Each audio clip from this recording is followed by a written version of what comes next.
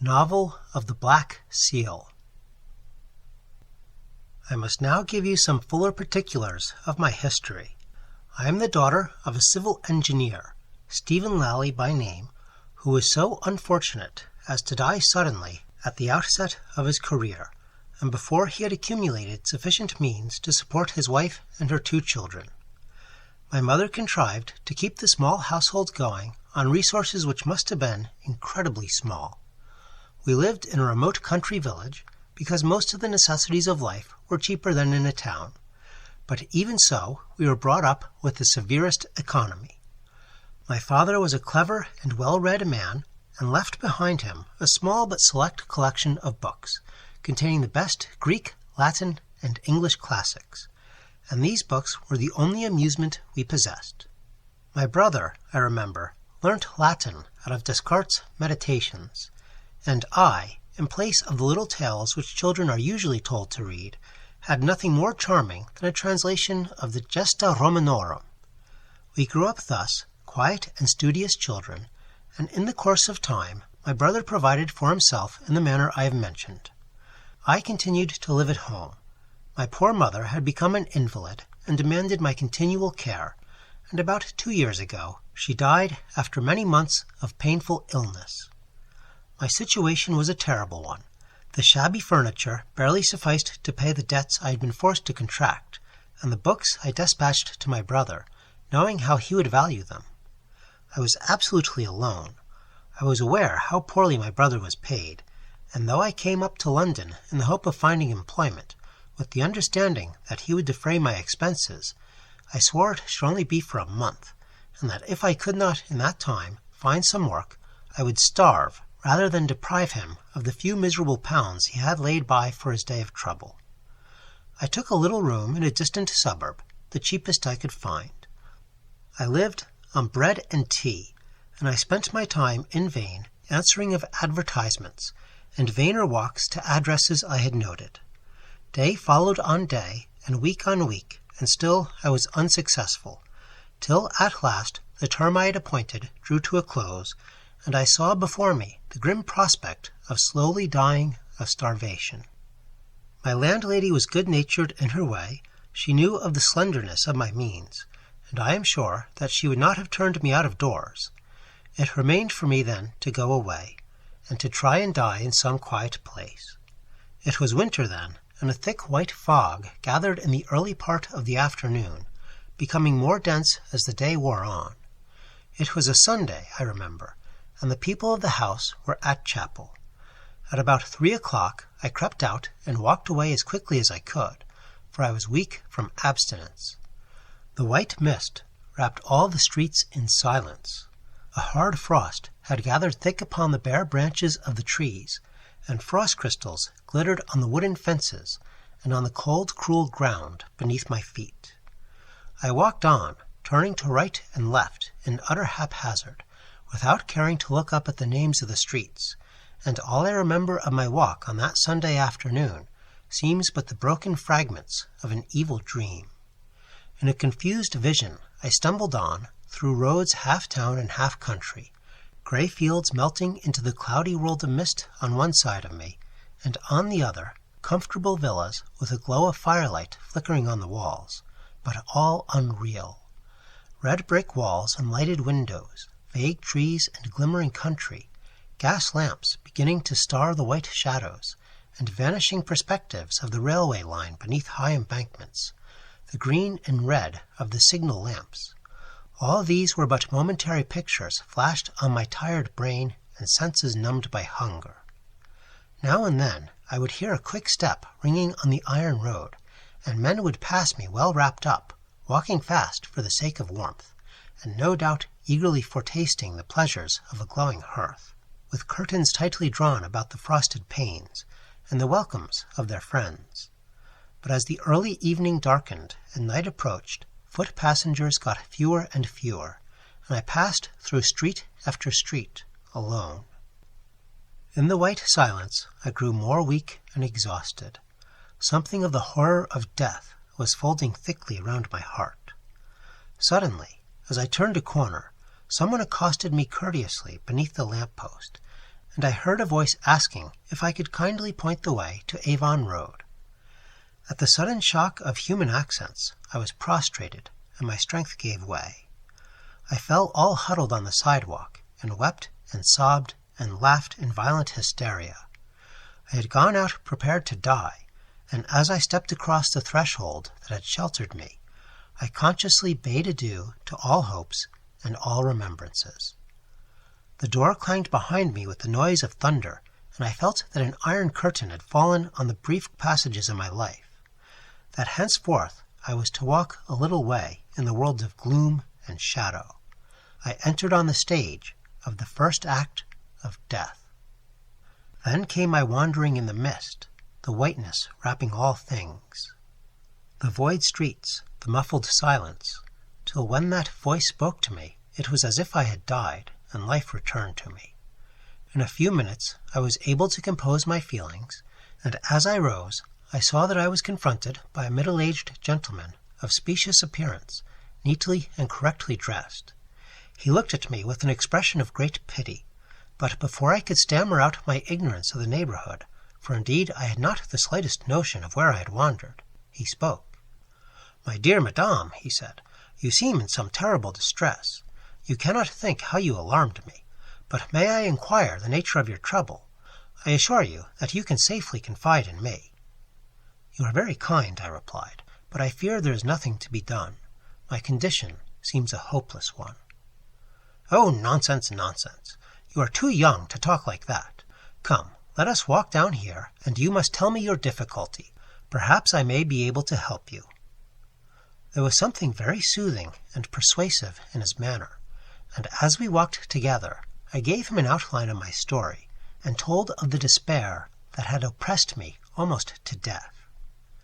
"You were wrong to give in so completely," he said, when I was silent. "A month is too short a time in which one feels one's way in London. London, let me tell you, Miss Lally, does not lie open and undefended. It is a fortified place, fossed and double-moated, with curious intricacies. As must always happen in large towns, the conditions of life have become hugely artificial.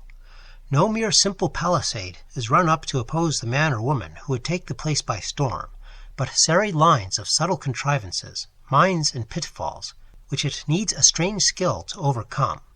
You, in your simplicity, fancied you had only to shout for those walls to sink into nothingness. But the time is gone for such startling victories as these.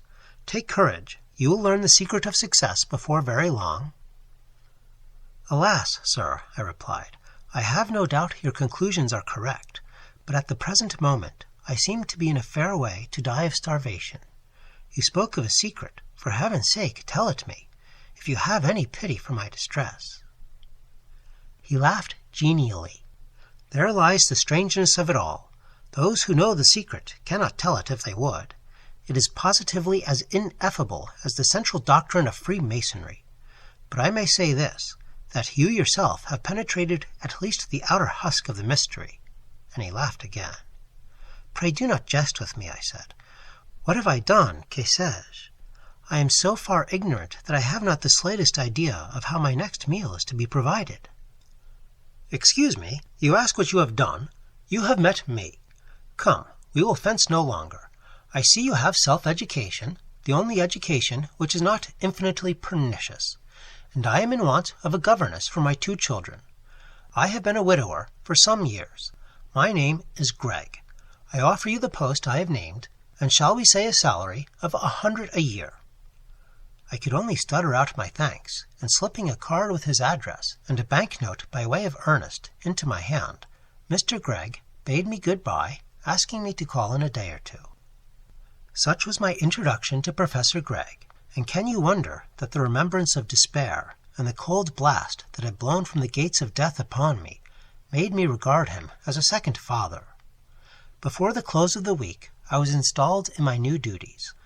The professor had leased an old brick manor house in a western suburb of London, and here, surrounded by pleasant lawns and orchards, and soothed with the murmur of the ancient elms that rocked their boughs above the roof, the new chapter of my life began.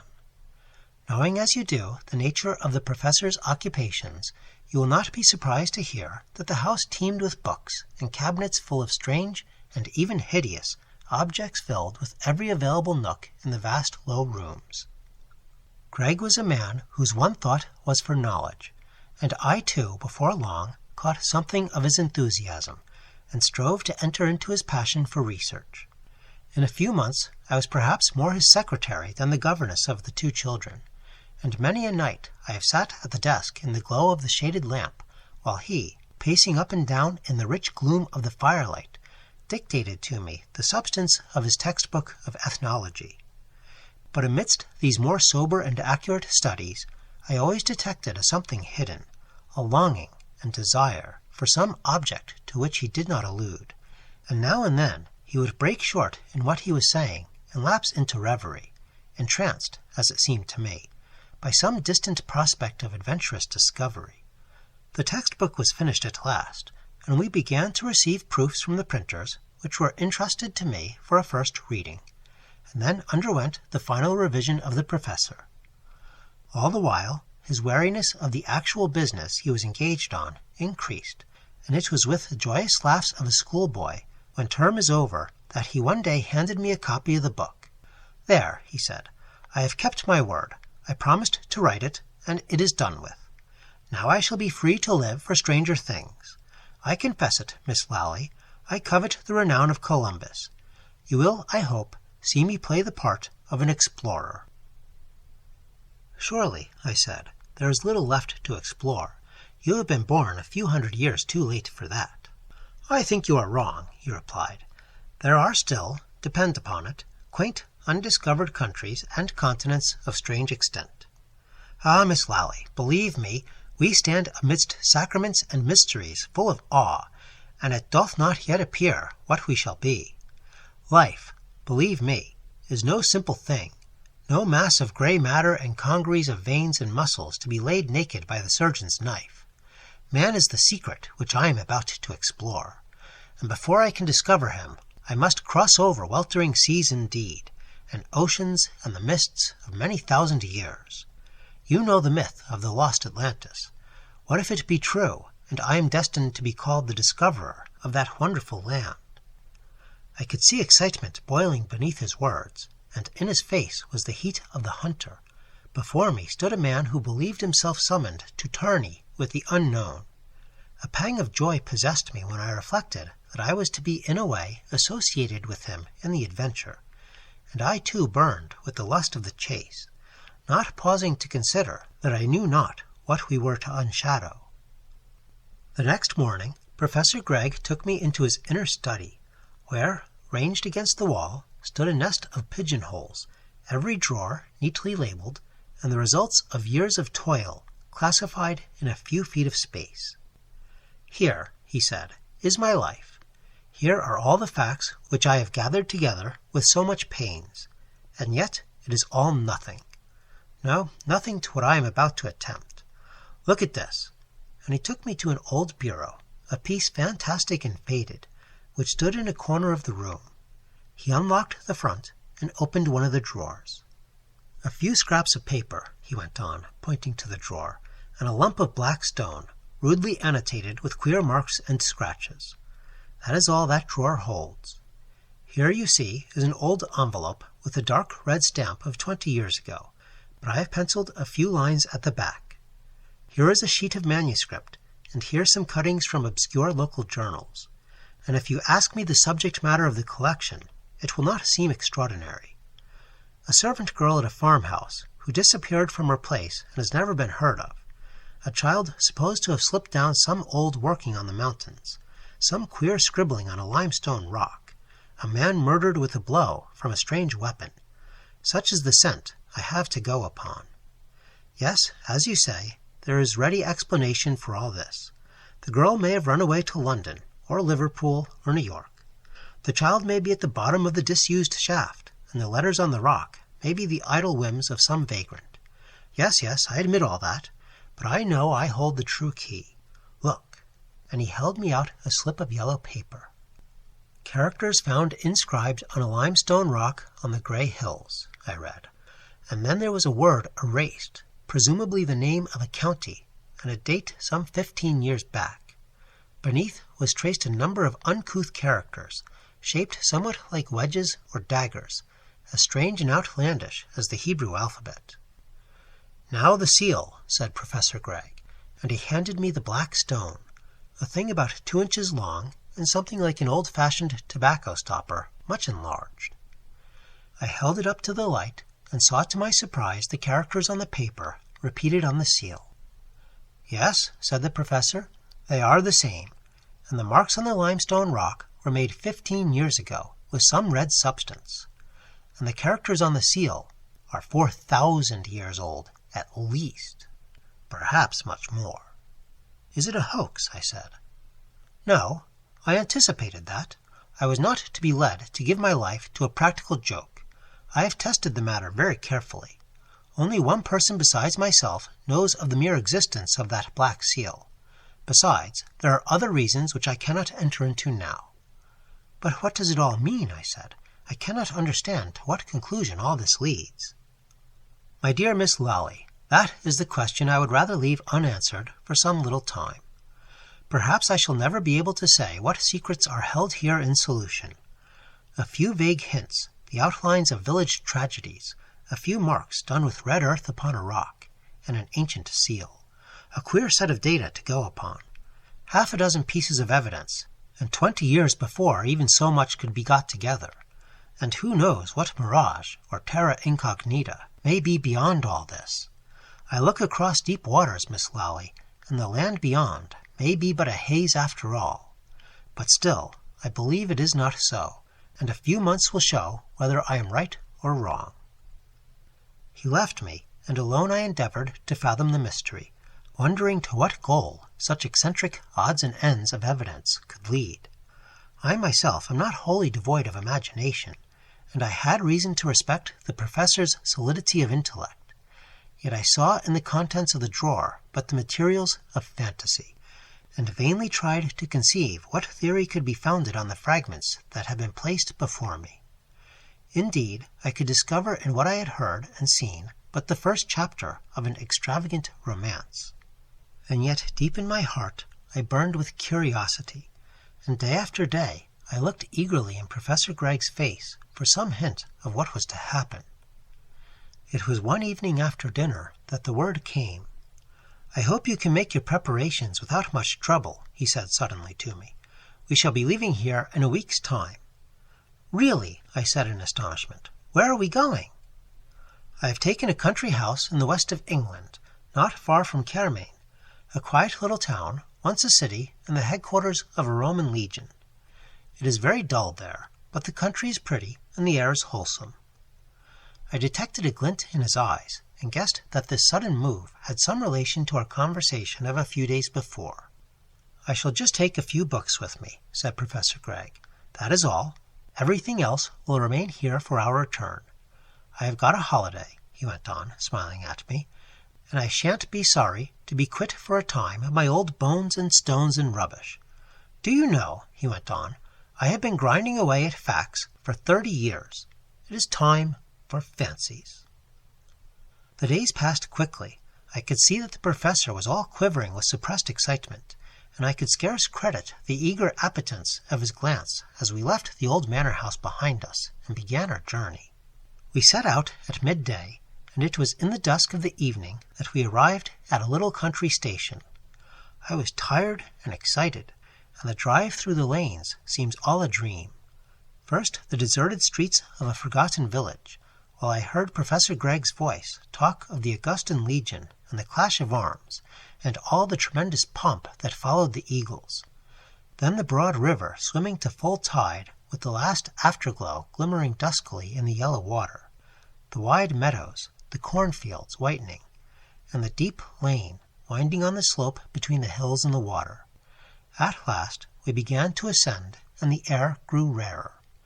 I looked down and saw the pure white mist tracking the outline of the river like a shroud, and a vague and shadowy country, imaginations and fantasy of swelling hills and hanging woods, and half-shaped outlines of hills beyond, and in the distance the glare of the furnace fire on the mountain, growing by turns a pillar of shining flame and fading to a dull point of red. We were slowly mounting a carriage drive, and then there came to me the cool breath and the scent of the great wood that was above us. I seemed to wander into its deepest depths, and there was the sound of trickling water, the scent of the green leaves, and the breath of the summer night.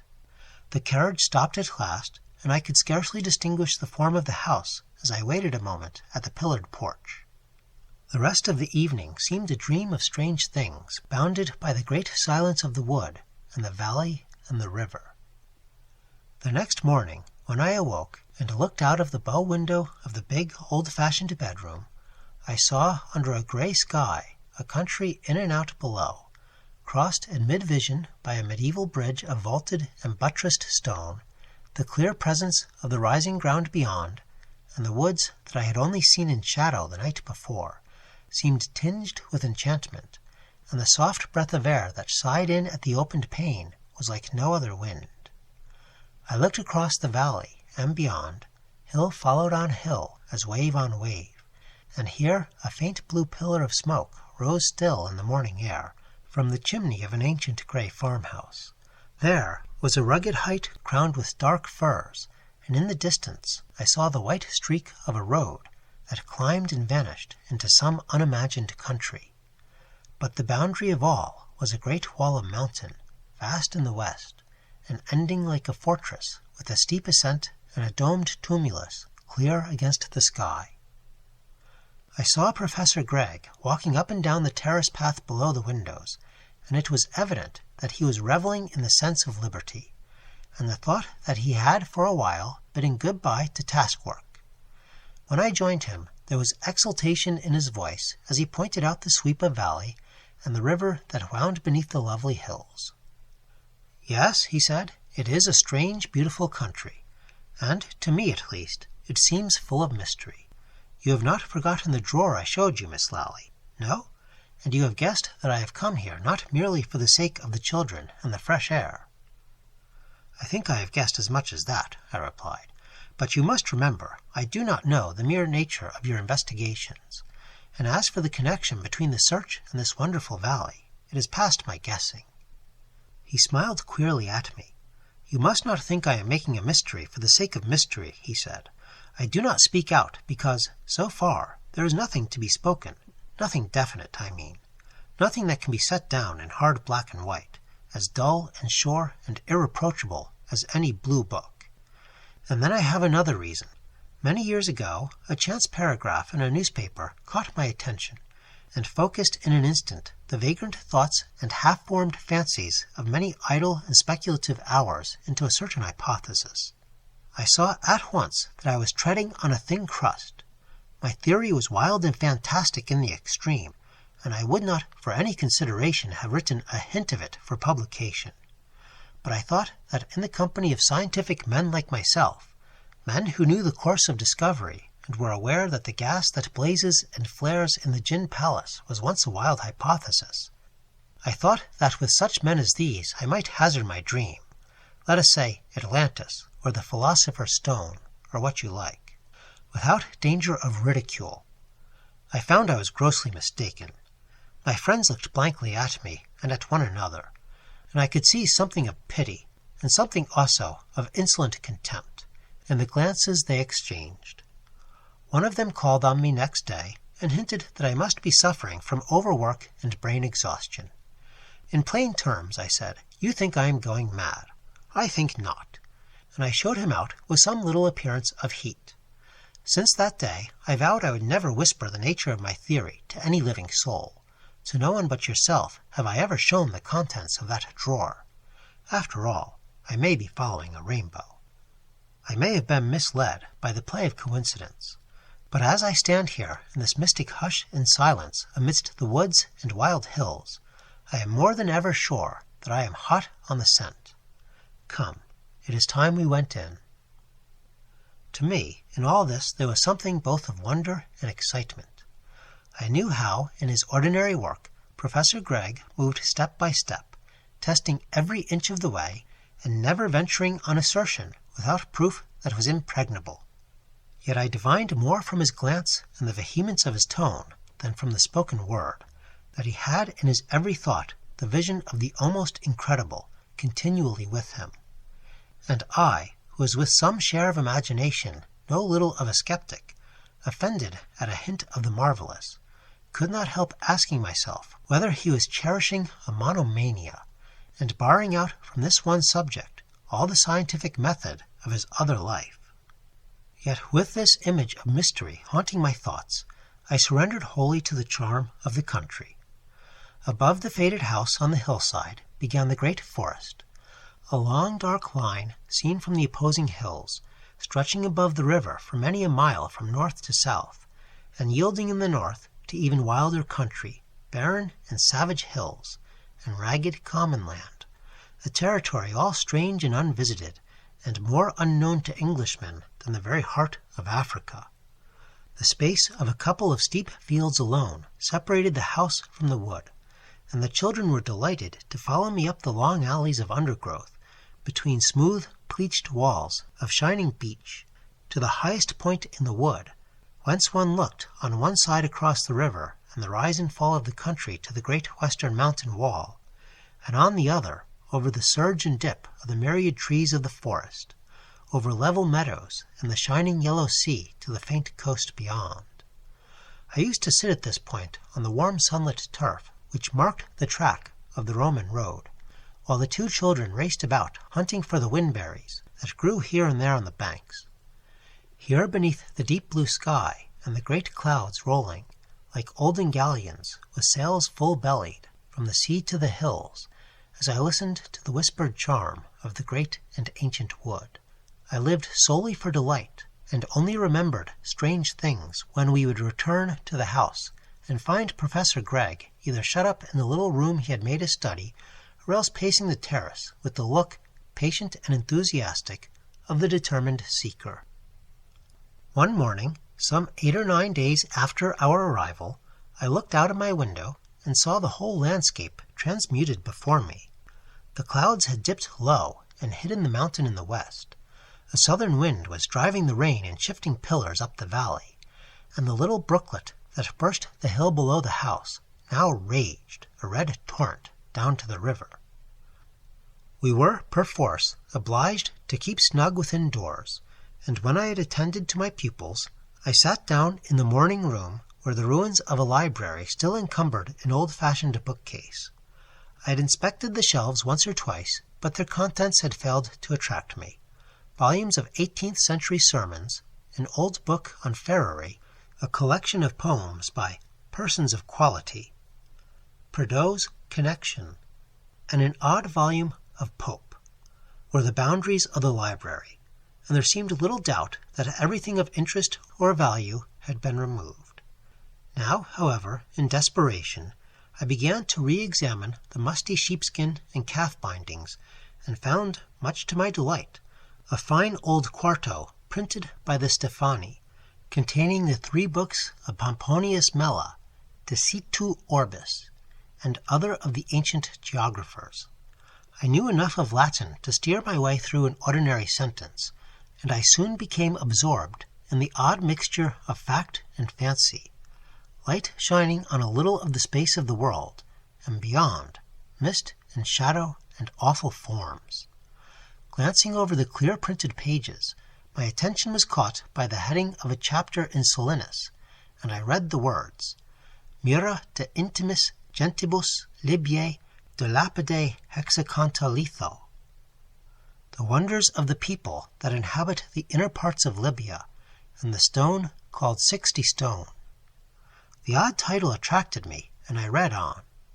Gens ista avia et secreta habitat, in montibus horrendis feda mysteria celebrat, de hominibus nihil aliud illi preferunt quam figuram, ab humano ritu prorsus exulant, oderant deum lucis, strident potius quam loquuntur, vox absona nec sine horrore auditor, lapide quo dam gloriantur, quem hexaconta lithon vocant. Dicunt inum hunc lapidem sexaginta notas ostendera, cujos lapidos nomen secretum ineffabile colont, quod Ixaxar. This folk, I translated to myself, dwells in remote and secret places, and celebrates foul mysteries on savage hills.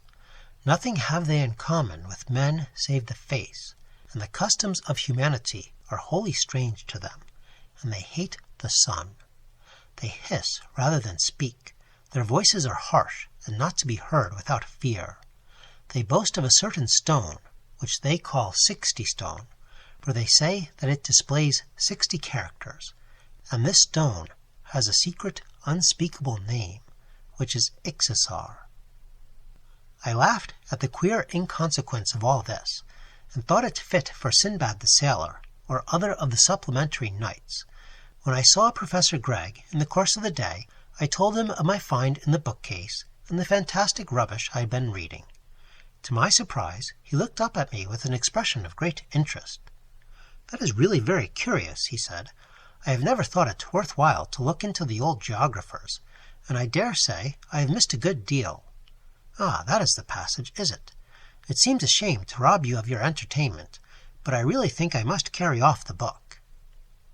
The next day the professor called me to come to the study.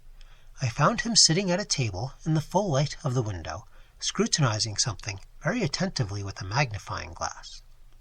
"Ah, Miss Lally," he began, "I want to use your eyes. This glass is pretty good, but not like my old one that I left in town. Would you mind examining the thing yourself and telling me how many characters are cut on it?" He handed me the object in his hand. I saw that it was the black seal he had shown me in London, and my heart began to beat with the thought that I was presently to know something. I took the seal, and holding it up to the light, checked off the grotesque dagger-shaped characters one by one. "I make 62, I said at last. 62? Nonsense! It's impossible! Ah, I see what you have done. You have counted that and that." And he pointed to 2 marks, which I had certainly taken as letters with the rest.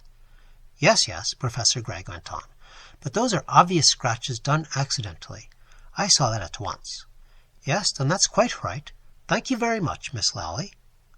I was going away, rather disappointed at my having been called in merely to count a number of marks on the black seal, when suddenly there flashed into my mind what I had read in the morning.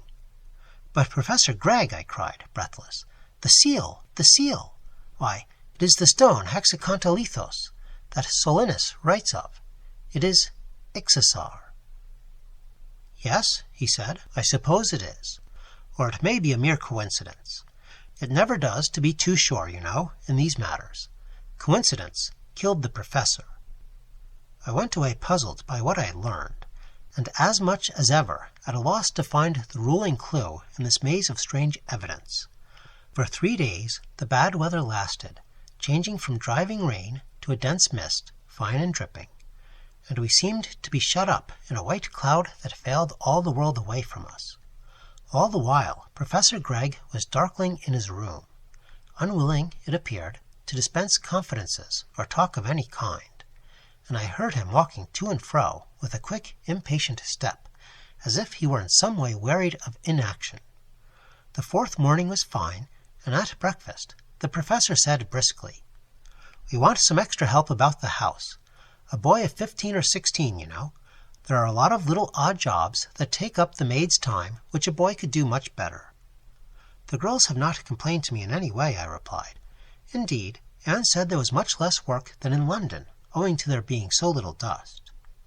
"Ah, yes, they are very good girls, but I think we shall do much better with the boy. In fact, that is what has been bothering me for the last 2 days." "Bothering you?" I said in astonishment, for as a matter of fact, the professor never took the slightest interest in the affairs of the house. "Yes," he said, "the weather, you know. I really couldn't go out in that last Scotch mist. I don't know the country very well, and I should have lost my way. But I am going to get the boy this morning."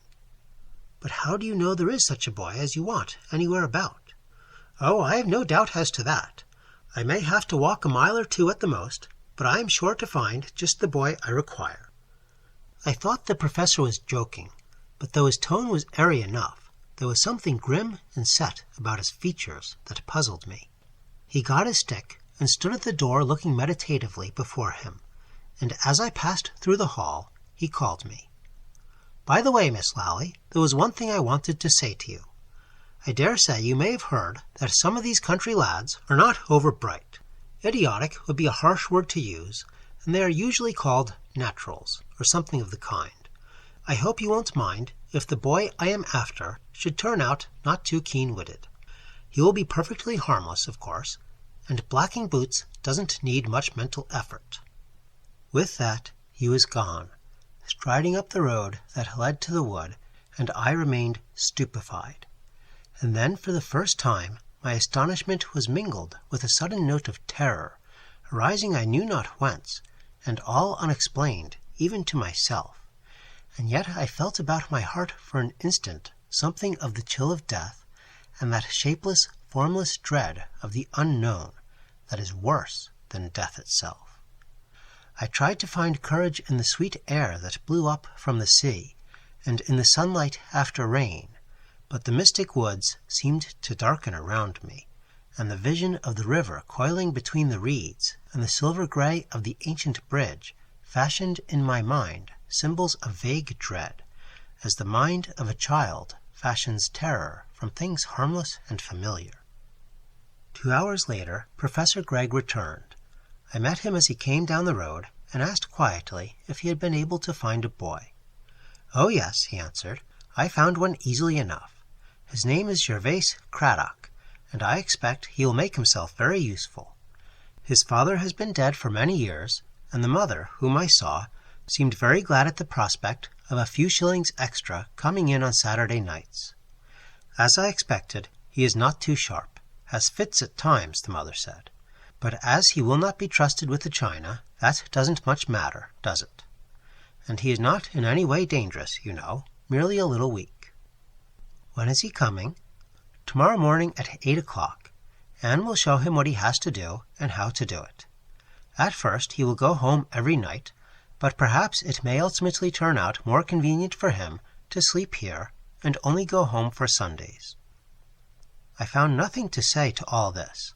Professor Gregg spoke in a quiet tone of matter of fact, as indeed was warranted by the circumstance, and yet I could not quell my sensation of astonishment at the whole affair. I knew that in reality no assistance was wanted in the housework, and the professor's prediction that the boy he was to engage might prove a little simple, followed by so exact a fulfillment, struck me as bizarre in the extreme. The next morning I heard from the housemaid that the boy Craddock had come at 8, and that she had been trying to make him useful. "He doesn't seem quite all there, I don't think, miss," was her comment. And later in the day I saw him helping the old man who worked in the garden. He was a youth of about 14, with black hair and black eyes and an olive skin, and I saw at once from the curious vacancy of his expression that he was mentally weak. He touched his forehead awkwardly as I went by, and I heard him answering the gardener in a queer harsh voice that caught my attention.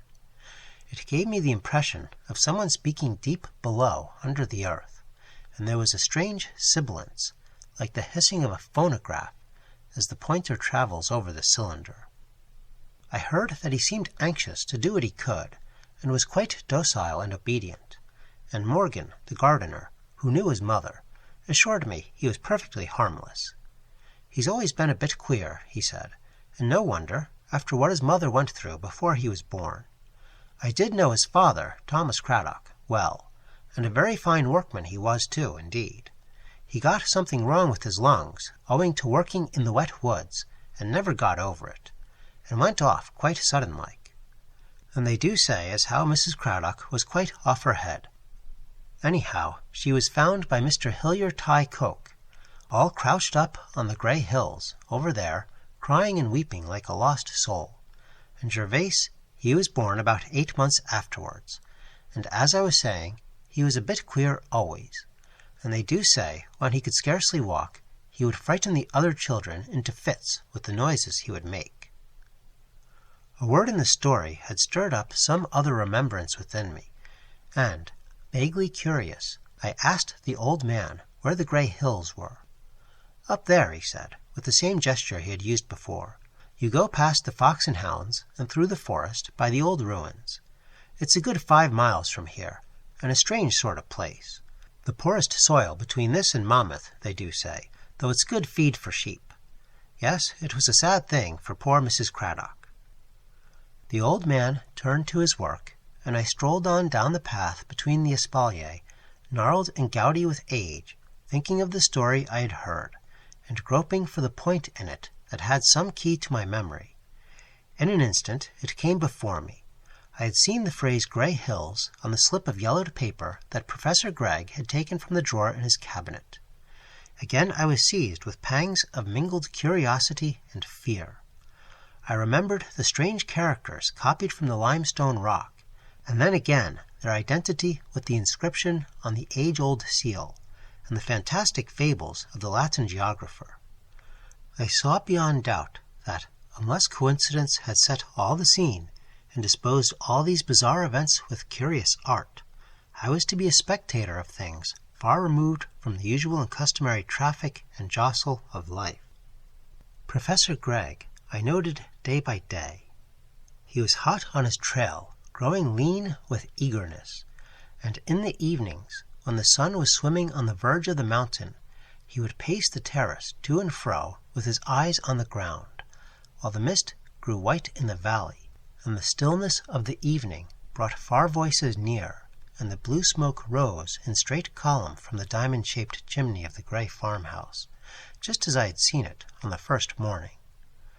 I have told you I was of sceptical habit, but though I understood little or nothing, I began to dread, vainly proposing to myself the iterated dogmas of science that all life is material, and that in the system of things there is no undiscovered land, even beyond the remotest stars, where the supernatural can find a footing.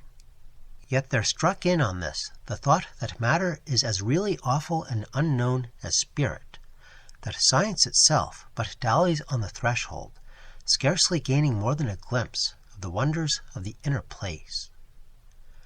There is one day that stands up from amidst the others as a grim red beacon, betokening evil to come.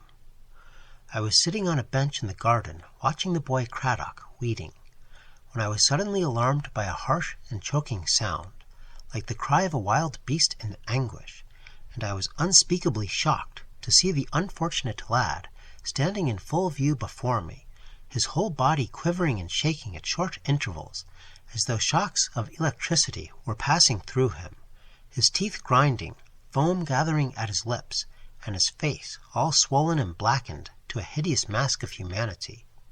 I shrieked with terror, and Professor Gregg came running, and as I pointed to Cradock, the boy, with one convulsive shudder, fell face forward, and lay on the wet earth, his body writhing like a wounded blind worm, and an inconceivable babble of sounds bursting and rattling and hissing from his lips. He seemed to pour forth an infamous jargon, with words, or what seemed words, that might have belonged to a tongue dead since untold ages, and buried deep beneath Nilotic mud, or in the inmost recesses of the Mexican forest. For a moment the thought passed through my mind, as my ears were still revolted with that infernal clamor, "Surely this is the very speech of hell!" And then I cried out again and again, and ran away shuddering to my inmost soul. I had seen Professor Gregg's face as he stooped over the wretched boy and raised him, and I was appalled by the glow of exultation that shone on every lineament and feature.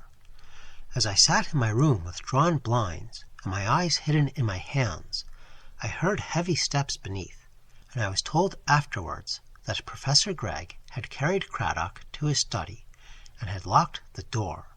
I heard voices murmur indistinctly, and I trembled to think of what might be passing within a few feet of where I sat.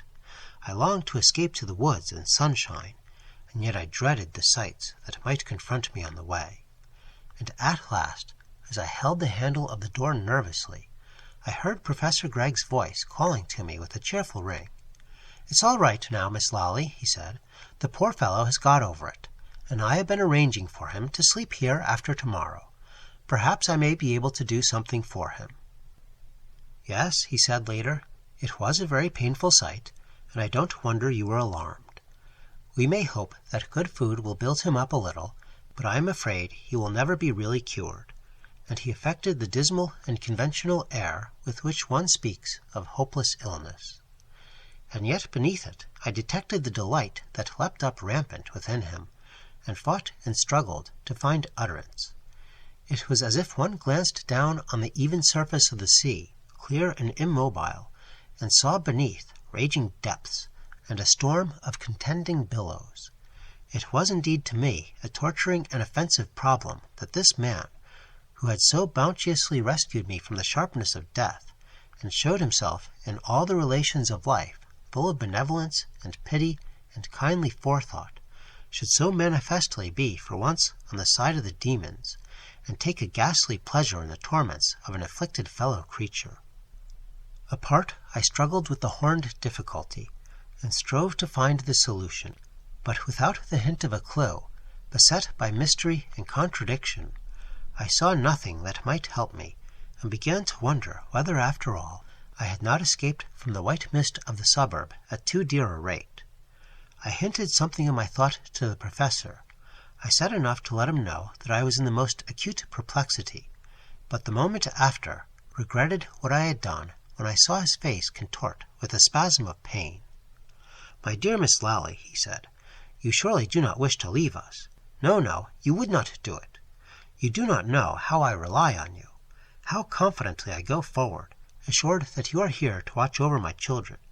You, Miss Lally, are my rear guard, for let me tell you that the business in which I am engaged is not wholly devoid of peril.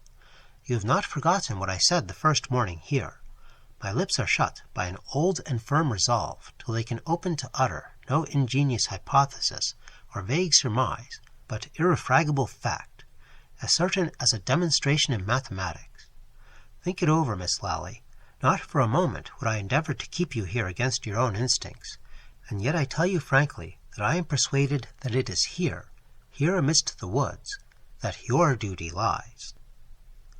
I was touched by the eloquence of his tone, and by the remembrance that the man, after all, had been my salvation, and I gave him my hand on a promise to serve him loyally and without question. A few days later, the rector of our church, a little church, grey and severe and quaint, that hovered on the very banks of the river and watched the tide swim and return, came to see us, and Professor Gregg easily persuaded him to stay and share our dinner.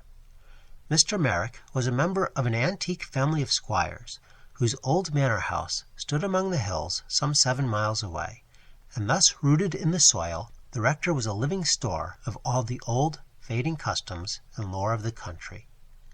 His manner, genial with a deal of retired oddity, won on Professor Gregg, and towards the cheese, when a curious burgundy had begun its incantations, the two men glowed like the wine, and talked of philology with the enthusiasm of a burgess over the peerage.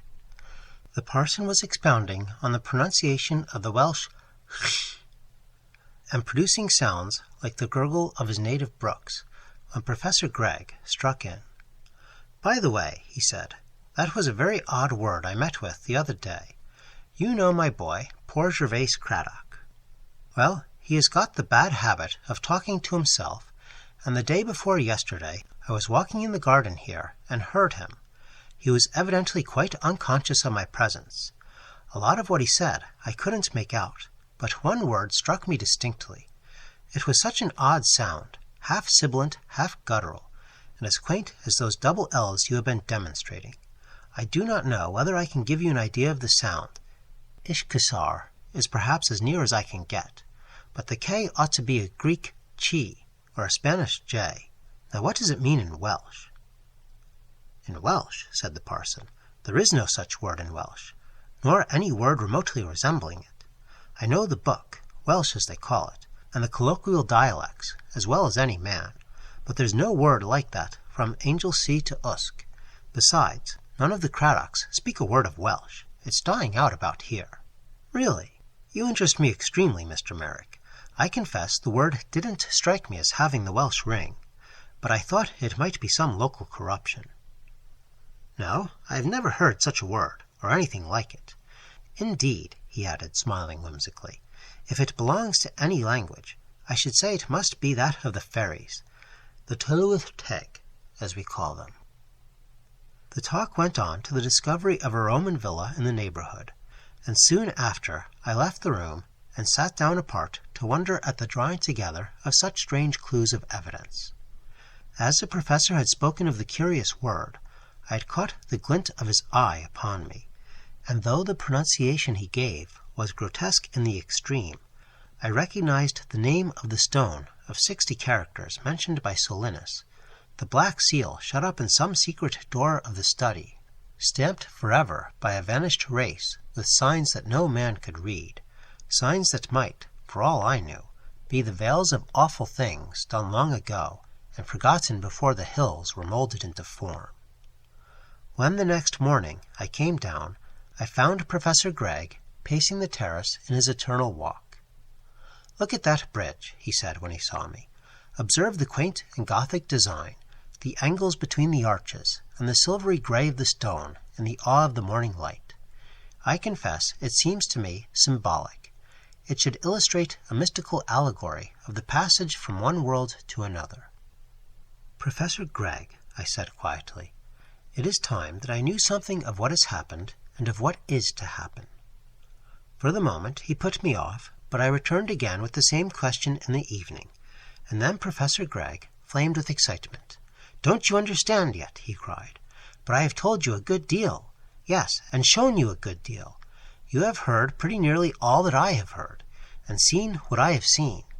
Or at least," his voice chilled as he spoke, "enough to make a good deal clear as noonday. The servants told you, I have no doubt, that the wretched boy Craddock had another seizure the night before last. He awoke me with cries in that voice you heard in the garden, and I went to him, and God forbid you should see what I saw that night. But all this is useless. My time here is drawing to a close. I must be back in town in 3 weeks, as I have a course of lectures to prepare and need all my books about me. In a very few days it will be all over, and I shall no longer hint and no longer be liable to ridicule as a madman and a quack. No, I shall speak plainly, and I shall be heard with such emotions as perhaps no other man has ever drawn from the breasts of his fellows." He paused and seemed to grow radiant with the joy of great and wonderful discovery. "But all that is for the future. The near future, certainly, but still the future," he went on at length. "There is something to be done yet. You will remember my telling you that my researches were not altogether devoid of peril. Yes, there is a certain amount of danger to be faced. I did not know how much when I spoke on the subject before, and to a certain extent I am still in the dark, but it will be a strange adventure, the last of all, the last demonstration in the chain." He was walking up and down the room as he spoke, and I could hear in his voice the contending tones of exultation and despondence, or perhaps I should say awe, the awe of a man who goes forth on unknown waters, and I thought of his allusion to Columbus on the night he had laid his book before me. The evening was a little chilly, and a fire of logs had been lighted in the study where we were. The remittent flame and the glow on the walls reminded me of the old days. I was sitting silent in an armchair by the fire, wondering over all I had heard, and still vainly speculating as to the secret springs concealed from me under all the phantasmagoria I had witnessed, when I became suddenly aware of a sensation that change of some sort had been at work in the room, and that there was something unfamiliar in its aspect. For some time I looked about me, trying in vain to localize the alteration that I knew had been made. The table by the window, the chairs, the faded settee, were all as I had known them. Suddenly, as a sought-for recollection flashes into the mind, I knew what was amiss. I was facing the professor's desk, which stood on the other side of the fire, and above the desk was a grimy-looking bust of Pitt that I had never seen there before. And then I remembered the true position of this work of art. In the furthest corner by the door was an old cupboard projecting into the room, and on top of the cupboard, 15 feet from the floor, the bust had been, and there, no doubt, it had delayed, accumulating dirt, since the early years of the century. I was utterly amazed and sat silent still in a confusion of thought. There was, so far as I knew, no such thing as a step-ladder in the house, for I had asked for one to make some alterations in the curtains of my room, and a tall man standing on a chair would have found it impossible to take down the bust. It had been placed, not on the edge of the cupboard, but far back against the wall, and Professor Gregg was, if anything, under the average height. "How on earth did you manage to get down Pitt?" I said at last. The professor looked curiously at me, and seemed to hesitate a little. "They must have found you a step-ladder, or perhaps the gardener brought in a short ladder from outside." "No, I have no ladder of any kind. Now, Miss Lawley," he went on with an awkward simulation of a jest, "there is a little puzzle for you, a problem in the manner of the inimitable Holmes. There are the facts, plain and patent. Summon your acuteness to the solution of the puzzle. For heaven's sake," he cried with a breaking voice, "say no more about it. I tell you I never touched the thing." And he went out of the room with horror manifest on his face, and his hand shook and jarred the door behind him. I looked round the room in a vague surprise, not at all realizing what had happened, making vain and idle surmises by way of explanation, and wondering at the stirring of black waters by an idle word and the trivial change of an ornament. This is some petty business, some whim on which I have jarred, I reflected. The professor is perhaps scrupulous and superstitious over trifles, and my question may have outraged unacknowledged fears, as though one killed a spider or spilled the salt before the very eyes of a practical Scotchwoman. I was immersed in these fond suspicions, and began to plume myself a little on my immunity from such empty fears, when the truth fell heavily as lead upon my heart, and I recognized with cold terror that some awful influence had been at work. The bust was simply inaccessible. Without a ladder, no one could have touched it. I went out to the kitchen and spoke as quietly as I could to the housemaid. "Who moved that bust from the top of the cupboard, Anne?" I said to her. "Professor Gregg says he has not touched it. Did you find an old step-ladder in one of the outhouses?" The girl looked at me blankly. "I never touched it," she said. "I found it where it is now the other morning when I dusted the room. I remember now. It was Wednesday morning, because it was the morning after Craddock had taken bad in the night. My room is next to his, you know, miss." The girl went on piteously, and it was awful to hear how he cried and called out names that I couldn't understand.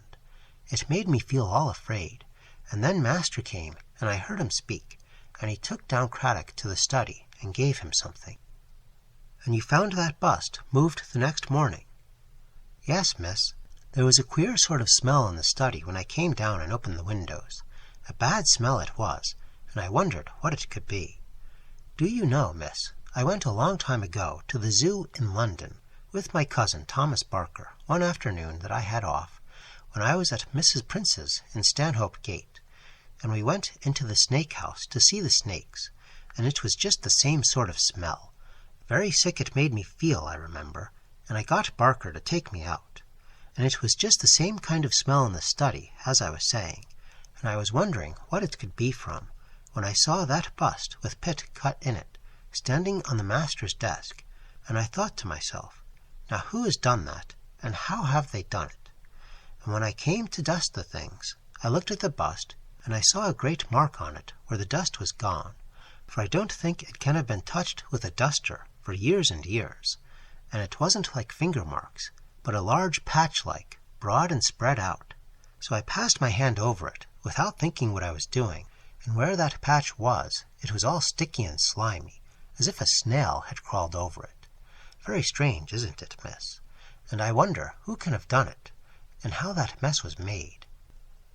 The well-meant gabble of the servant touched me to the quick. I lay down upon my bed, and bit my lip that I should not cry out loud in sharp anguish of my terror and bewilderment. Indeed, I was almost mad with dread. I believe that if it had been daylight, I should have fled hot-foot, forgetting all courage and all the debt of gratitude that was due to Professor Gregg, not caring whether my fate were that I must starve slowly, so long as I might escape from the net of blind and panic fear that every day seemed to draw a little closer round me. If I knew, I thought, If I knew what there were to dread, I could guard against it. But here, in this lonely house, shut in on all sides by the olden woods and the vaulted hills, terror seems to spring inconsequent from every covert, and the flesh is aghast at the half-heard murmurs of horrible things. All in vain I strove to summon skepticism to my aid, and endeavored, by cool common sense, to buttress my belief in a world of natural order, for the air that blew in at the open window was a mystic breath, and in the darkness I felt the silence go heavy and sorrowful as a mass of requiem, and I conjured images of strange shapes gathering fast amidst the reeds beside the wash of the water.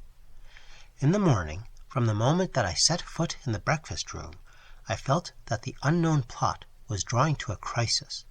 The professor's face was firm and set, and he seemed hardly to hear our voices when we spoke. "I'm going out for rather a long walk," he said, when the meal was over. "You mustn't be expecting me now, or thinking anything has happened, if I don't turn up to dinner. I have been getting stupid lately, and I dare say a miniature walking tour will do me good. Perhaps I may even spend the night at some little inn, if I find a place that looks clean and comfortable."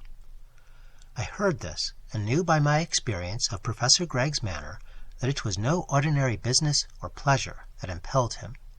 I knew not, nor even remotely guessed, where he was bound, nor had I the vaguest notion of his errand, but all the fear of the night before returned, and as he stood, smiling, on the terrace, ready to set out, I implored him to stay, and to forget all his dreams of the undiscovered continent.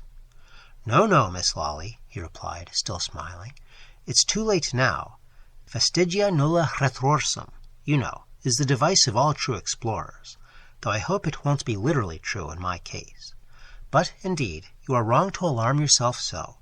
I look upon my little expedition as quite commonplace, no more exciting than a day with the geological hammers.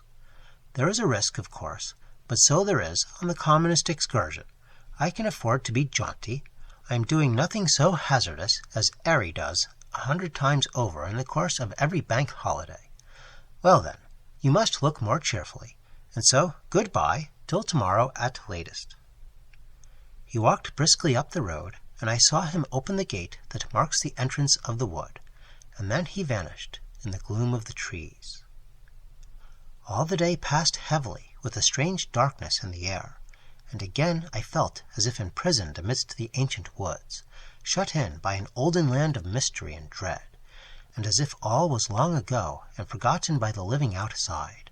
I hoped and dreaded, and when the dinner hour came I waited, expecting to hear the professor's step in the hall, and his voice exulting at I knew not what triumph. I composed my face to welcome him gladly, but the night descended dark, and he did not come. In the morning, when the maid knocked at my door, I called out to her and asked if her master had returned, and when she replied that his bedroom stood open and empty, I felt the cold clasp of despair. Still, I fancied he might have discovered genial company and would return for luncheon, or perhaps in the afternoon, and I took the children for a walk in the forest, and tried my best to play and laugh with them, and to shut out the thoughts of mystery and veiled terror. Hour after hour I waited, and my thoughts grew darker. Again the night came and found me watching, and at last, as I was making much ado to finish my dinner, I heard steps outside and the sound of a man's voice. The maid came in and looked oddly at me. "Please, miss," she began, "Mr. Morgan, the gardener, wants to speak to you for a minute, if you didn't mind." "Show him in, please," I answered, and I set my lips tight. The old man came slowly into the room, and the servant shut the door behind. "Sit down, Mr. Morgan," I said. "What is it that you want to say to me?" "Well, miss, Mr. Gregg, he gave me something for you yesterday morning, just before he went off, and he told me particular not to hand it before 8 o'clock this evening exactly, if so be as he wasn't back again home before, and if he should come home before, I was just to return it to him in his own hands. So, you see, as Mr. Gregg isn't here yet, I suppose I'd better give you the parcel directly." He pulled out something from his pocket and gave it to me, half rising. I took it silently, and seeing that Morgan seemed doubtful as to what he was to do next, I thanked him and bade him good night, and he went out. I was left alone in the room with the parcel in my hand, a paper parcel neatly sealed and directed to me, with the instructions Morgan had quoted, all written in the professor's large, loose hand. I broke the seal with a choking at my heart, and found an envelope inside, addressed also, but open, and I took the letter out. "My dear Miss Lally," it began, "to quote the old logic manual, the case of your reading this note is a case of my having made a blunder of some sort, and, I am afraid, a blunder that turns these lines into a farewell. It is practically certain that neither you nor anyone else will ever see me again. I have made my will with provision for this eventuality, and I hope you will consent to accept the small remembrance addressed to you, and my sincere thanks for the way in which you joined your fortunes to mine. The fate which has come upon me is desperate and terrible beyond the remotest dreams of man, but this fate you have a right to know, if you please. If you look in the left-hand drawer of my dressing-table, you will find the key of the escritoire, properly labeled. In the well of the escritoire is a large envelope, sealed and addressed to your name. I advise you to throw it forthwith into the fire, and you will sleep better of nights if you do so. But if you must know the history of what has happened, it is all written down for you to read." The signature was firmly written below, and I again turned the page and read out the words one by one, aghast and white to the lips, my hands cold as ice, and sickness choking me. The dead silence of the room, and the thought of the dark woods and hills closing me in on every side, oppressed me, helpless and without capacity, and not knowing where to turn for counsel.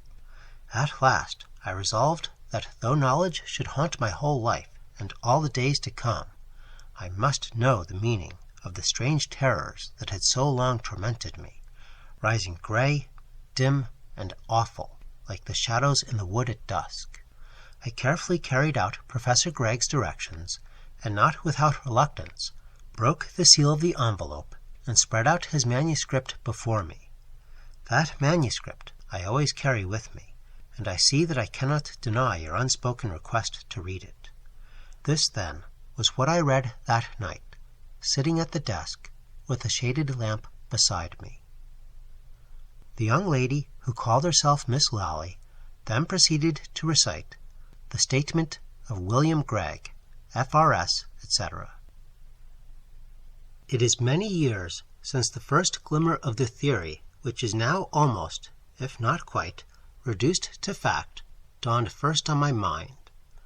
A somewhat extensive course of miscellaneous and obsolete reading had done a good deal to prepare the way, and later, when I became somewhat of a specialist, and immersed myself in the studies known as ethnological, I was now and then startled by facts that would not square with orthodox scientific opinion, and by discoveries that seemed to hint at something still hidden for all our research.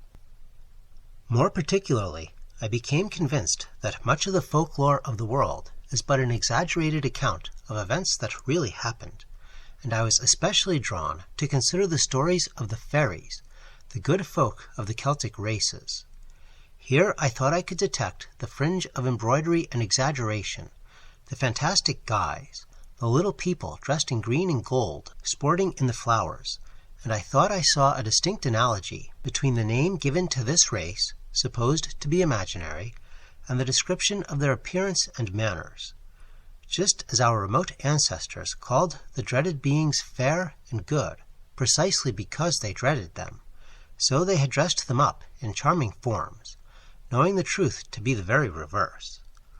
Literature, too, had gone early to work and had lent a powerful hand in the transformation, so that the playful elves of Shakespeare are already far removed from the true original, and the real horror is disguised in a form of prankish mischief. But in the older tales, the stories that used to make men cross themselves as they sat round the burning logs, we tread a different stage. I saw a widely opposed spirit in certain histories of children and of men and women who vanished strangely from the earth. they would be seen by a peasant in the fields walking towards some green and rounded hillock, and seen no more on earth. And there are stories of mothers who have left a child quietly sleeping, with the cottage door rudely barred with a piece of wood, and have returned, not to find the plump and rosy little Saxon, but a thin and wizened creature, with sallow skin and black piercing eyes, the child of another race. Then again, there were myths darker still, the dread of witch and wizard, the lurid evil of the Sabbath, and the hint of demons who mingled with the daughters of men. And just as we have turned the terrible fair folk into a company of benignant if freakish elves, so we have hidden from us the black foulness of the witch and her companions under the popular diablerie of old women and broomsticks, and a comic cat with tail on end. So the Greeks called the hideous Furies benevolent ladies, and thus the northern nations have followed their example. I pursued my investigations, stealing odd hours from other and more imperative labors, and I asked myself the question, supposing these traditions to be true, who were the demons who were reported to have attended the Sabbaths?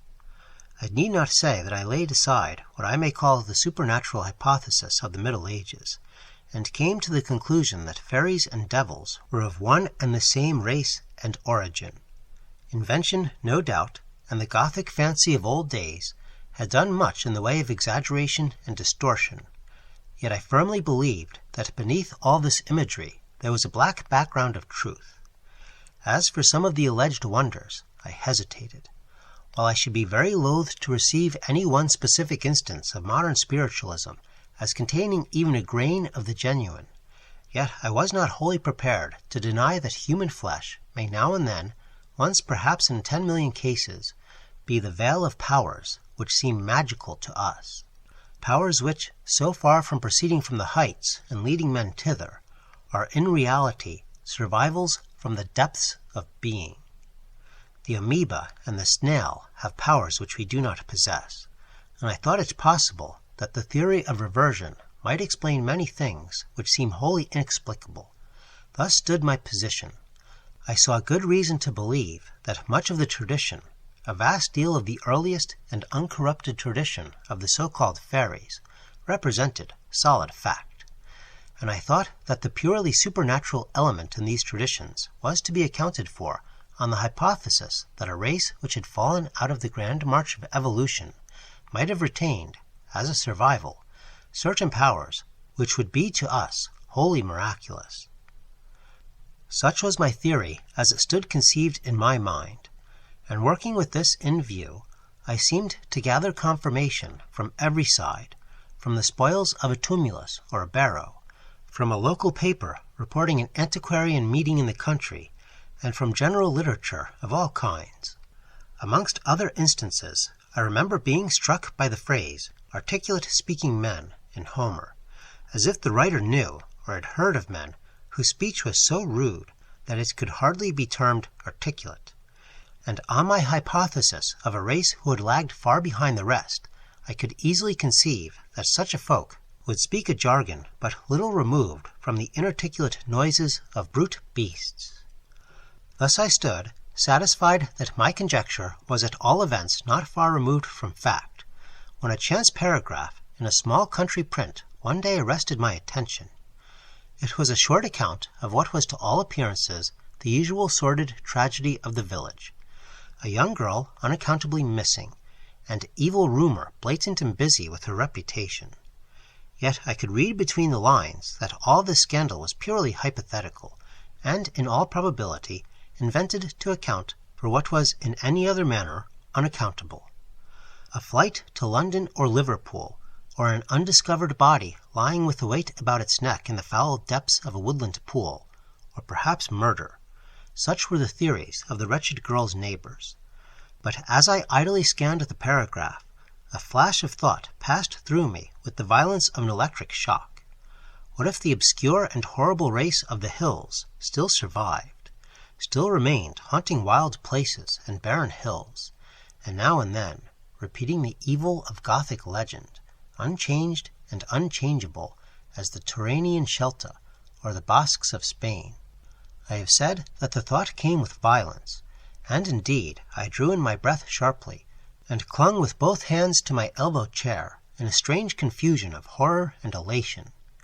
It was as if one of my confreres of physical science, roaming in a quiet English wood, had been suddenly stricken aghast by the presence of the slimy and loathsome terror of the Ixaxar, the original of the stories of the awful worms killed by valorous knights, or had seen the sun darkened by the pterodactyl, the dragon of tradition. Yet, as a resolute explorer of knowledge, the thought of such a discovery threw me into a passion of joy, and I cut out the slip from the paper and put it in a drawer in my old bureau, resolved that it should be but the first piece in a collection of the strangest significance. I sat long that evening, dreaming of the conclusions I should establish, nor did the cooler reflection at first dash my confidence. Yet as I began to put the case fairly, I saw that I might be building on an unstable foundation. The facts might possibly be in accordance with local opinion, and I regarded the affair with a mood of some reserve. Yet I resolved to remain perched on the lookout, and I hugged to myself the thought that I alone was watching and wakeful, while the great crowd of thinkers and searchers stood heedless and indifferent, perhaps letting the most prerogative facts pass by unnoticed. Several years elapsed before I was enabled to add to the contents of the drawer, and the second find was in reality not a valuable one, for it was a mere repetition of the first, with only the variation of another and distant locality. Yet I gained something, for in the second case, as in the first, the tragedy took place in a desolate and lonely country, and so far my theory seemed justified. But the third piece was to me far more decisive. Again, amongst outland hills, far even from a main road of traffic, an old man was found done to death, and the instrument of execution was left beside him. Here indeed there was rumor and conjecture, for the deadly tool was a primitive stone axe, bound by gut to the wooden handle, and surmises the most extravagant and improbable were indulged in. Yet, as I thought with a kind of glee, the wildest conjectures went far astray, and I took the pains to enter into correspondence with the local doctor, who was called at the inquest. He, a man of some acuteness, was dumbfounded. "It will not do to speak of these things in country places," he wrote to me. "But frankly, Professor Gregg, there is some hideous mystery here. I have obtained possession of the stone axe, and have been so curious as to test its powers. I took it into the back garden of my house one Sunday afternoon when my family and the servants were all out, and there, sheltered by the poplar hedges, I made my experiments. I found the thing utterly unmanageable. Whether there is some peculiar balance, some nice adjustment of weights, which require incessant practice, or whether an effectual blow can be struck only by a certain trick of the muscles, I do not know, but I assure you that I went into the house with but a sorry opinion of my athletic capacities. It was like an inexperienced man trying putting the hammer. The force exerted seemed to return on oneself, and I found myself hurled backwards with violence, while the axe fell harmless to the ground. On another occasion I tried the experiment with a clever woodman of the place, but this man, who had handled his axe for 40 years, could do nothing with the stone implement, and missed every stroke most ludicrously. In short, if it was not so supremely absurd, I should say that for 4,000 years no one on earth could have struck an effective blow with the tool that undoubtedly was used to murder the old man. This, as may be imagined, was to me rare news, and afterwards, when I heard the whole story, and learned that the unfortunate old man had babbled tales of what might be seen at night on a certain wild hillside, hinting at unheard-of wonders, and that he had been found cold one morning on the very hill in question, my exultation was extreme, for I felt I was leaving conjecture far behind me. But the next step was of still greater importance. I had possessed for many years an extraordinary stone seal, a piece of dull black stone 2 inches long from the handle to the stamp, and the stamping end a rough hexagon 1 1/4 inches in diameter. Altogether it presented the appearance of an enlarged tobacco stopper of an old-fashioned make. It had been sent to me by an agent in the East, who informed me that it had been found near the site of the ancient Babylon. But the characters engraved on the seal were to me an intolerable puzzle. Somewhat of the cuneiform pattern, there was yet striking differences, which I detected at the first glance, and all efforts to read the inscription on the hypothesis that the rules for deciphering the arrow-headed writing would apply proved futile. A riddle such as this stung my pride, and at odd moments I would take the black seal out of the cabinet and scrutinize it with so much idle perseverance that every letter was familiar to my mind, and I could have drawn the inscription from memory without the slightest error. Judge, then, of my surprise when I one day received from a correspondent in the west of England a letter and an enclosure that positively left me thunderstruck. I saw carefully traced on a large piece of paper the very characters of the black seal, without alteration of any kind, and an inscription my friend had written above, inscription found on a limestone rock on the Grey Hills, Monmouthshire, done in some red earth and quite recent. I turned to the letter. My friend wrote, "I send you the enclosed inscription with all due reserve. A shepherd who passed by the stone a week ago swears that there was then no mark of any kind. The characters, as I have noted, are formed by drawing some red earth over the stone, and are of an average height of 1 inch. They look to me like a kind of cuneiform character, a good deal altered, but this, of course, is impossible. It may be either a hoax, or more probably some scribble of the gypsies, who are plentiful enough in this wild country. They have, as you are aware, many hieroglyphics which they use in communicating with one another. I happened to visit the stone in question 2 days ago in connection with a rather painful incident which has occurred here." As may be supposed, I wrote immediately to my friend, thanking him for the copy of the inscription, and asking him in a casual manner the history of the incident he mentioned. To be brief, I heard that a woman named Craddock, who had lost her husband a day before, had set out to communicate the sad news to a cousin who lived some 5 miles away. She took a short-cut which led by the Grey Hills. Mrs. Craddock, who was then quite a young woman, never arrived at a relative's house. Late that night, a farmer who had lost a couple of sheep, supposed to have wandered from the flock, was walking over the Grey Hills with a lantern and his dog.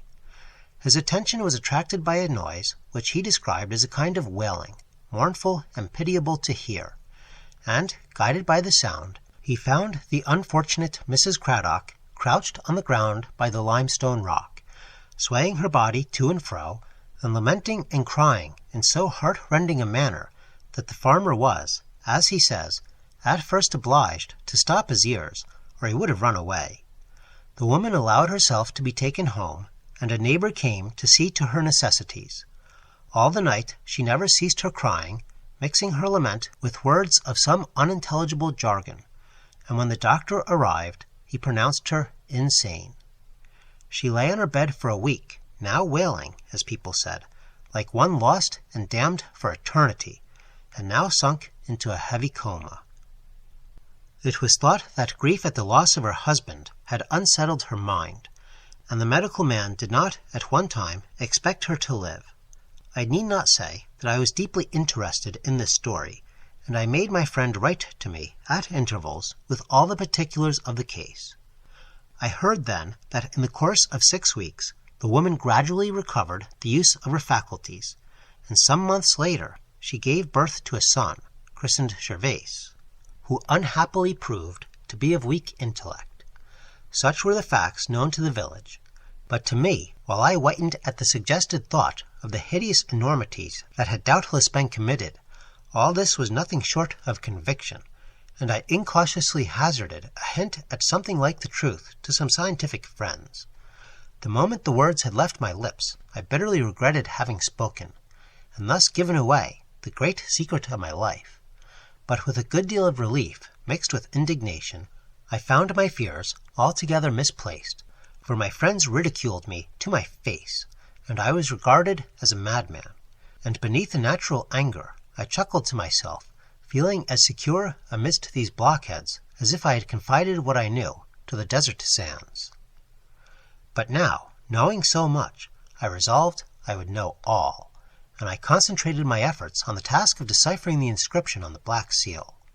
For many years I made this puzzle the sole object of my leisure moments, for the greater portion of my time was, of course, devoted to other duties, and it was only now and then that I could snatch a week of clear research. If I were to tell the full history of this curious investigation, this statement would be wearisome in the extreme, for it would contain simply the account of long and tedious failure. By what I knew already of ancient scripts, I was well equipped for the chase, as I always termed it to myself. I had correspondents among all the scientific men in Europe, and indeed in the world, and I could not believe that in these days any character, however ancient and however perplexed, could long resist the searchlight I should bring to bear upon it. Yet, in point of fact, it was fully 14 years before I succeeded. With every year my professional duties increased, and my leisure became smaller. This no doubt retarded me a good deal, and yet when I look back on those years, I am astonished at the vast scope of my investigation of the Black Seal. I made my bureau a center, and from all the world and from all the ages I gathered transcripts of ancient writing. Nothing, I resolved, should pass me unawares, and the faintest hint should be welcomed and followed up.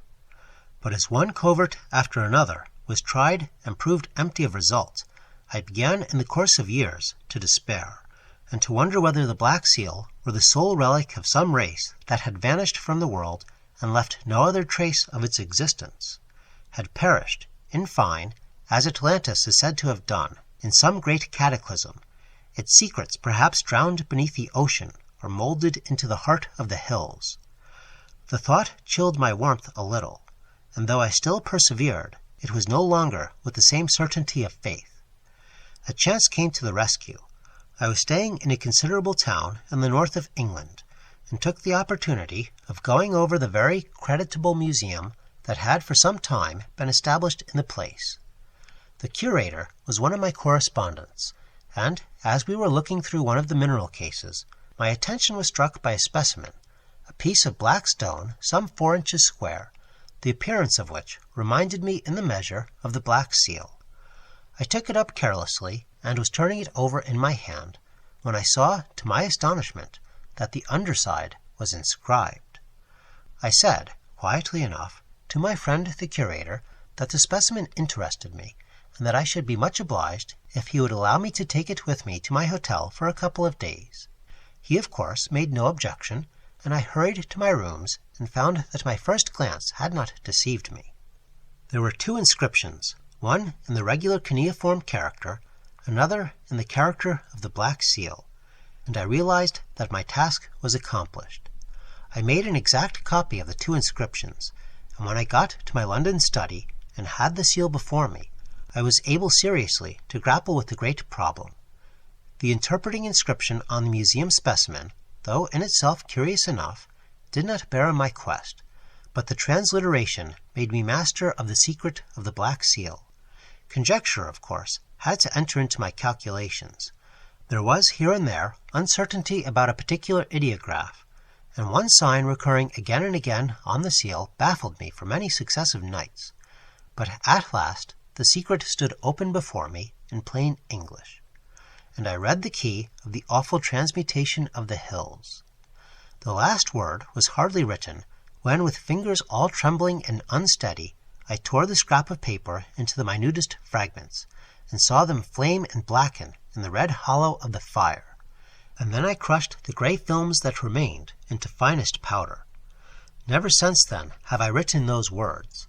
Never will I write the phrases which tell me how man can be reduced to the slime from which he came, and be forced to put on the flesh of the reptile and the snake.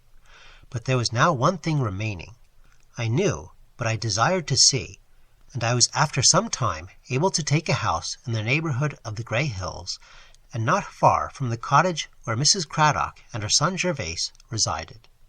I need not go into a full and detailed account of the apparently inexplicable events which have occurred here where I am writing this. I knew that I should find little Gervase Cradock in something of the blood of the little people, and I found later that he had more than once encountered his kinsmen in lonely places in that lonely land.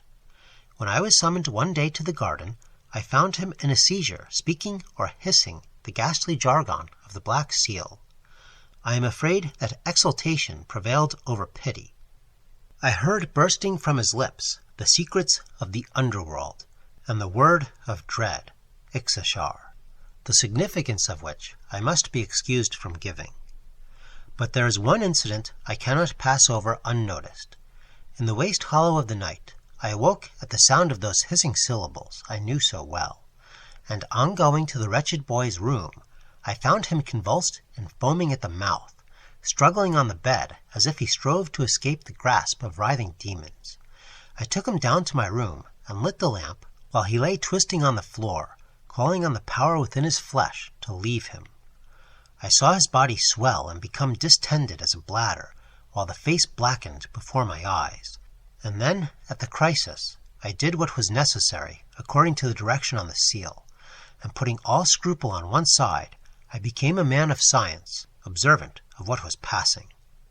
Yet the sight I had witnessed was horrible, almost beyond the power of human conception and the most fearful fantasy. Something pushed out from the body there on the floor and stretched forth, a slimy wavering tentacle, across the room, grasped the bust upon the cupboard, and laid it down on my desk. When it was over, and I was left to walk up and down all the rest of the night, white and shuddering, with sweat pouring from my flesh, I vainly tried to reason with myself. I said, truly enough, that I had seen nothing really supernatural, that a snail pushing out his horn and drawing them in was but an instance on a smaller scale of what I had witnessed. And yet horror broke through all such reasonings and left me shattered and loathing myself for the share I had taken in the night's work. There is little more to be said. I am going now to the final trial and encounter, for I have determined that there shall be nothing wanting, and I shall meet the little people face to face. I shall have the Black Seal and the knowledge of its secrets to help me.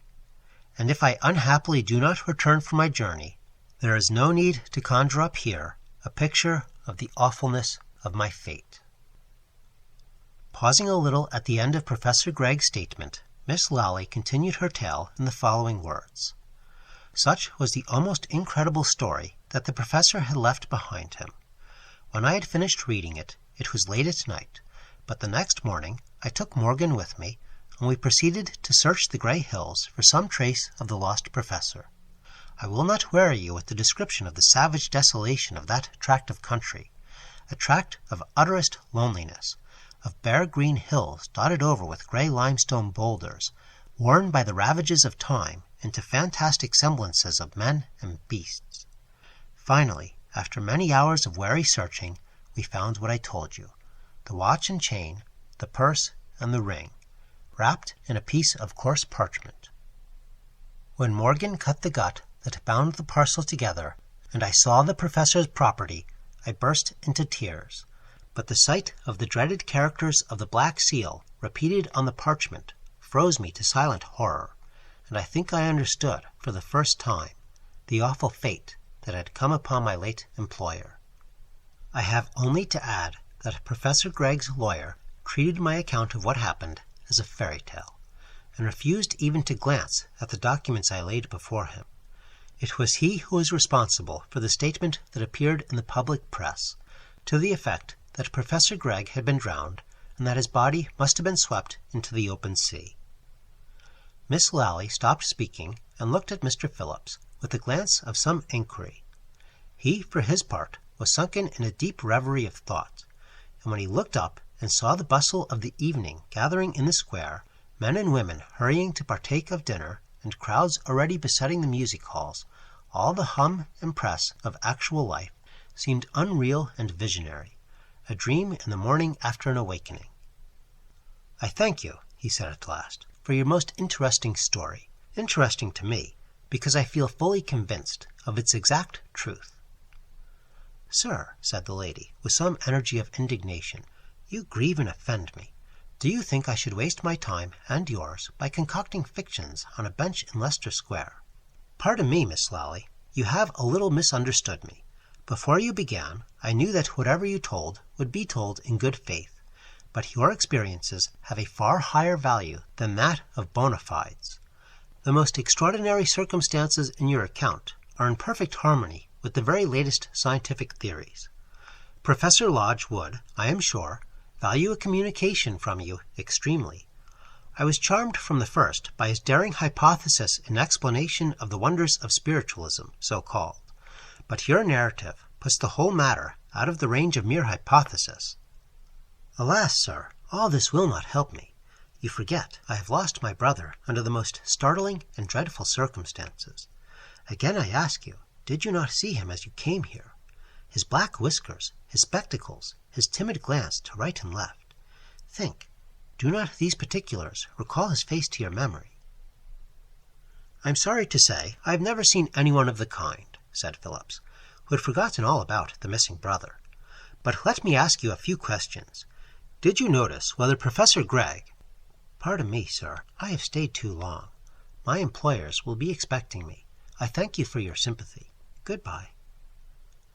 Before Mr. Phillips had recovered from his amazement at this abrupt departure, Miss Lawley had disappeared from his gaze, passing into the crowd that now thronged the approaches to the Empire. He walked home in a pensive frame of mind and drank too much tea. At 10 o'clock he had made his third brew and had sketched out the outlines of a little work to be called Protoplasmic Reversion.